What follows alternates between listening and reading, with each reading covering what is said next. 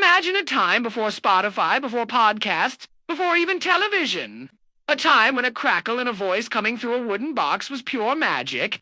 That was Ireland in 1925, on the brink of a sonic revolution.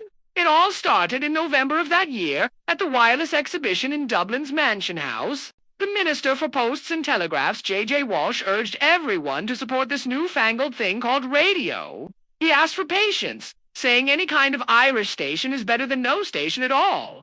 Just 3 days later, on November 14th, history was made. The first test transmission crackled to life. The voice of Seamus Hughes, a former revolutionary and a talented tenor, filled the airwaves with the words, say, SEO Station 2RN by Leatha Cliath, AG Trial, this is 2RN Dublin testing. Hughes was a fascinating figure. He'd fought in the Easter Rising, was a fluent Irish speaker, and even gave the first public performance of what would become the national anthem, the Soldier's Song. His appointment wasn't without controversy, as some feared the propaganda potential of this new wireless broadcasting. To fund the station, they needed people to buy radio licenses. One of the very first broadcasts was basically an ad saying no licenses, no program. The station's future literally depended on public buy-in. The team behind 2RN was a who's who of Irish culture. The director, Seamus Clandillon, was a folk music expert passionate about reviving the Irish language.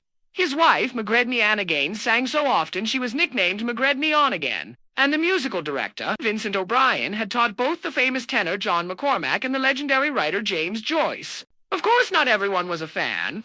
Some listeners complained that 2RN was interfering with broadcasts from England. One person wrote that the musical selections filled them with homicidal thoughts, while a critic from Cork called it a perfect pandemonium of howls. Despite the mixed reviews and technical glitches, the official launch went ahead on New Year's Day, 1926. From that day on, the radio became a fixture in Irish homes, a friendly voice in the corner of the room. As playwright Brian Friel later wrote, it was sheer magic. A minister at the time reflected that Irish broadcasting was the everyday story of the new Ireland, spoken with its own voice.